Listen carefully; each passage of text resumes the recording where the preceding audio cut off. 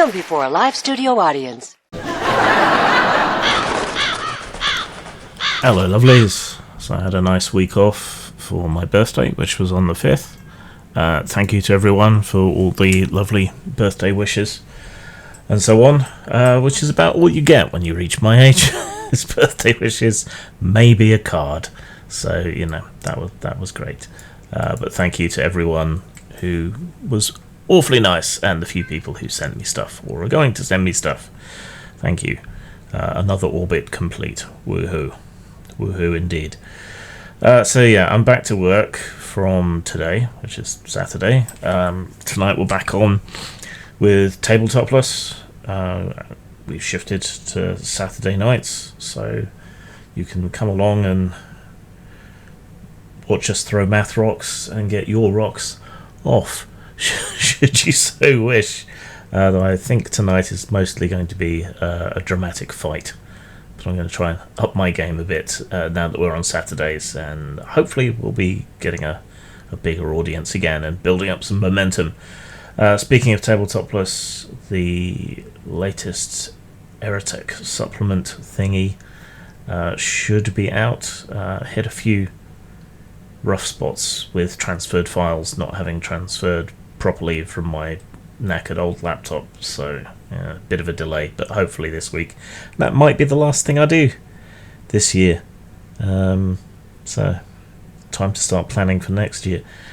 YouTube is acting weird, nothing new there, I suppose, but they're bringing in this new implementation of comments, calling it community. So it's slowly rolling out. I guess that's what's causing some issues, perhaps, but also lots of comments seem to be going missing. They're not appearing in the these might be naughty folder at the back end. I don't know. I would suggest control seeing your comment and seeing if it posts, and then reposting if necessary. Just try not to get caught for spam, I suppose, doing that. But yeah, there are plenty of other avenues to reach me if it's something important.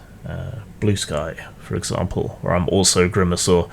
So, yes, the illusion of choice.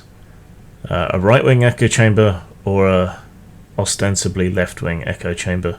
Somehow this neither of them fills me with glee. Right, we've got 2 weeks of comments to catch up on, but fortunately there aren't actually that many, but I have a tendency to waffle when I have lesser comments, so let's go. On the review of the Arkham Horror RPG, DS says, wow, missed the setting of Arkham Horror that Fantasy Flight set up. Rita is a black woman with an athletic scholarship in a mixed-sex college dating a white man. So many women scientists. The setting is, we traded racism for eldritch horror. As I've said, I think the fears and bigotries that Lovecraft had, I think, play into why he's effective. You know, fear of humankind's insignificance made manifest in the Great Old Ones, which are themselves sort of substitutes for the sheer scale of the universe and the things that we were finding out at the time. You know, he was very definitely inspired by the many advances of science at the time. He was also, like many people, afraid of brown faces for quite some time, though towards the end of his life he was mellowing quite a lot. You know, he married a Jewish woman, he expressed sort of slightly more sort of progressive outlooks. If he'd lived longer, maybe he would have continued down that path of being different. But I don't think his work would have been as effective, or would have tapped into that kind of fear of the other, fear of insignificance, fear of usurpation that lots of people seem to have. I mean, the deep ones are in many ways an allegory for the fears of racist people. It doesn't validate those racist fears, it just plays off them, and that's a big part of what's so effective about it. You know, they look different, they have the Innsmouth look, they seem to be human until suddenly they don't. You know, it's still subtext, just barely, and I think that's what's missing from a lot of the more modern, progressive types of work. They really beat you over the head with the point and make it obvious. It's like, look at me, I'm being modern and inclusive. Look at me, aren't I great? And you just, there's more artistry in the other stuff, even if it is written by people with problematic views. And erasing that past, I think, as I said before, as I probably said in the review, doesn't really honour the memory of people who fought so hard to make the world a more accepting and tolerant place from what it was back then. So yeah, it bothers me, especially in historical settings where we ignore how horrible a lot of these places were, because a lot of the time playing in history, that's kind of the point. You know, the Inquisition or the Cathar heresy or racism in the South in the 1920s or the 1950s. Yeah, all of these things are that's important context to the world and often to the fiction of the time, the horror of the time. And you can get a really effective contrast between the mundane bigotries, hatreds and fears that people have and the existential fears and dreads that people have for crawling nuclear chaos or whatever else. Olaf says, while I love Lovecraft and his works, I do not support games that sport these safety measures and other woke sensitivity issues. So that put the game off my radar immediately. Thank you for doing this review and pointing that out.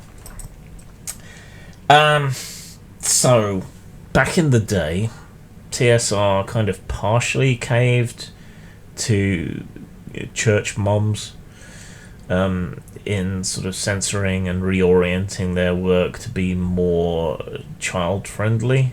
They had a standard, would it get past the church ladies sort of thing. But for decades, most RPGs had a disclaimer paragraph saying magic isn't real, don't go exploring the steam tunnels, all of that kind of thing. And eventually, to most of us, that just kind of became background noise. It's a genuflection you have to do to try and ward off the evil church ladies. And I think safety measures is the new version of that. People seem to feel that it has to be put into books, just as they used to feel that they had to put disclaimers into books. I've put old style satanic panic disclaimers in some of the stuff that I've written over the years. I wouldn't do it now, and I wouldn't include safety measures, but I don't think the inclusion of safety tools is necessarily a deal breaker, because it has become meaningless, just like those old other disclaimers. So I understand why people want to take a stance, but I don't think it's a useful marker anymore, because it's just become a reflex, basically. PNPTCN says, imagine telling Octavia Butler she had to stay away from these kind of topics because it would make readers uncomfortable. Right, so she is given permission by woke scolds. Yeah, I use that term because it's a left-wing term for the same sorts of people. She would get a pass because she's of the appropriate race, which, when you think about it, is an incredibly racist way to go about things. But as a white person, you can't possibly learn about the history of racism or have empathy for anyone who looks slightly different to you, so you're not permitted to discuss these topics. Yeah, the hypocrisy is breathtaking. On Elon and Dungeons and Dragons, Lugs Gaming says, yeah, Musk is a piece of shit, but somebody has to call out Wizards for how they're actively tarnishing the name of Gary Gygax with straight-up lies. Yes, and Musk has the biggest audience of just about anybody in social media these days, but him commenting means it's no longer about Gary or what he said or didn't say or what he did or didn't do. It's now Musk, who is a big supporter of Trump, albeit for probably quite selfish and financial reasons. It's him, so it becomes a totemic issue. So now, if you're against Musk and Trump and the sort of hardline right-wing conservatism of the United States, then you have to agree that Gary was a horrible, sexist, racist piece of shit. And if you're a MAGA hat wearing whatever, then you have to believe that Musk is absolutely right. And so it no longer becomes about the issue and the truth of it. It just becomes, a flag to say I'm of this tribe or that tribe. And anyone who has an even slightly nuanced take or points out that just because Musk is an idiot doesn't mean he's wrong in this particular instance, well, you're just going to get thrown to the wolves by both sides, which is a lot of fun. But yeah, at least you have your integrity. That and $5 will get you a cup of coffee, I assume.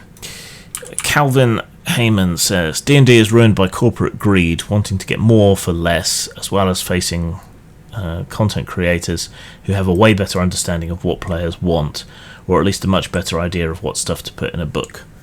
I'm not so sure about that second part. Some people have certainly leveraged their content creation into publishing material that has been financially very rewarding for them, and good for them. But in my experience managing projects, dealing with licensed projects, licensed IP, all of these sorts of things, bringing in fans isn't necessarily the best way to go about producing stuff. So I would be incredibly wary of turning content creators, and I would include myself in this, even though I would love to have the chance to remake D&D in my image. I would be very cautious about that, because fans tend to be very insular, very too much into things in a way that the ordinary audience isn't, the mundane audience, the majority of the audience. So I don't know that they do have a better idea. It's just that they have these tight-knit communities around them that like what they do as a consequence of producing stuff, and that's true of me as well. You do want to bring people in who understand and are knowledgeable about whatever product it is that you're doing, particularly if you're handling a pre-existing IP, but there's a line between an interested and motivated person who cares about the original material, like, say, I don't know, Ryan Reynolds playing Deadpool, right? And a full-on fan who's going to nitpick everything or take their own personal assumptions and headcanon and impose them on everybody else, right? So there's a difference there. But yeah, corporatism ruins everything, particularly things that are artistic, which games are. But I don't see a way out of it. Fortunately, we have many alternatives. We just have to get people interested in them. Sally F. Campolat, I think, says, current Wizards of the Coast is a sick giant. Woke has spread through her veins, and her mind is focused on destroying the fields that have fed her for decades. Though the giant is sick, it is still huge. Puny arrows cannot pierce her thick skin, and swords just break upon impact. There comes along another giant, probably the Hermes himself, who is maddened in his wisdom. A villager would most likely prefer Hermes, since Hermes has no interest in toppling the fields or gobbling up villagers just because they committed a heresy by wearing a red scarf. I like this giant. You may not like his politics, but he brings prosperity. On the other hand, I prefer Wizards of the Coast to stay rotten, destroy D&D to the point that it is only remembered by unkind memories. GURPS didn't die after years of abandonment, but D&D can sure die if the authors create enough animosity amongst the major player base. In this regard, I'm right with you. Elon should not interfere. Let Wizards destroy D&D so that the smaller companies can have more share of the market. I mean, that is what has happened before. History is not necessarily a one-for-one guide as to what will happen again, but I suspect that D&D is entering a bit of a slump with their 2024 edition, and that other people will do well as a result. I don't think Musk brings prosperity. He is a parasite rather than an innovator himself. He just has way too much money, and money is influence. Money is energy in our political and social systems, and so he distorts everything around him. It's like how mass distorts space-time. Just that sheer amount of money distorts everything around Musk. And one line and one tweet, and we've had 2 weeks of debate about his involvement and his commentary. That's a disproportionate amount of power. Wizards does have issues. I don't think it's woke exactly. I think it's a human resources culture, a DEI culture. There's nothing wrong with diversity or equity or inclusion, but it's distorting in the same way that a purely capitalist motivation is distorting. And both of them negatively affect art, and Wizards can never satisfy woke scolds. And equally, if it turns around and tries to pursue the Elon Musk audience, the MAGA audience, they're just going to alienate whatever small fraction of a new audience that they've brought in, and a lot of the old audience as well. People want it to be escapism, apolitical. They don't just want to switch the polarity. I think that's where we're at. Renfield says there's a certain amount of social conditioning that comes from years of exposure to talking heads and sound bites, later microblogging and video shorts. Our attention span as a society is negligible, and there is no room left in online discourse for subtlety or nuance. People are reduced to two-dimensional caricatures and straw men, and folks internalise what conclusions they come to so much that any attack on the argument is taken as an attack on the person, which with that tribal brainworm causes them to double down on their arguments. It leaves no room for subtlety or nuance, no room for actual discussion about things, and causes a you're with us or against us worldview, which has caused some absolutely absurd positions. There are times that seem to come more and more frequent now, where I think we just have a bunch of cults bouncing off each other. I would agree with most of that. The trouble is that working against that conditioning takes, work. And humans tend to prefer a path of least resistance because, evolutionarily speaking, that's generally a good choice. But I don't think it is here. But how do we expose people to broader ideas, nuanced thinking, and so on when they are so willing and eager to silo themselves off? That's the question. Matt Treaky says, lots of snowflake energy in these comments. Gary Gygax was sexist. He publicly made sexist statements, and this is obvious to all but the most fragile of pearl clutchers. Does this mean he was a wholly bad person? No. Does it mean we should erase him from the history books? No. Hence why no one is. What some commentators here seem to want, though, is for this to be completely swept under the carpet because any criticism of their hero hurts their precious feelings. No. It's that it's bollocks. If you go to the Basic Experts channel, he's broken down a few of the quotes that are normally trotted out and has placed them fully in context. Right? It is not actually sexist to say that, on average, men are stronger than women. That is a fact. If you then go on from that to say women are inferior and so on, then you've got a problem. But it's just a fact, both on average and at the extremes.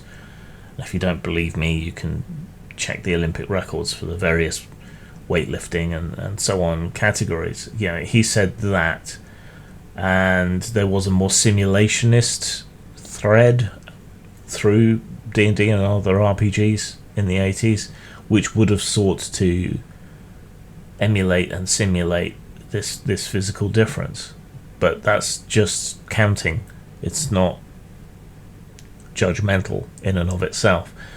They and a lot of other people had issues with women's libtypes who were the woke scolds of their day in a lot of ways, driving a lot of censorship. You had church moms without actually going to church. So it's not surprising to me that he would bristle against these types of people, same as he bristled against the church ladies and everything else. So I think people are reading a lot into it and stripping it of context and what was going on at the time.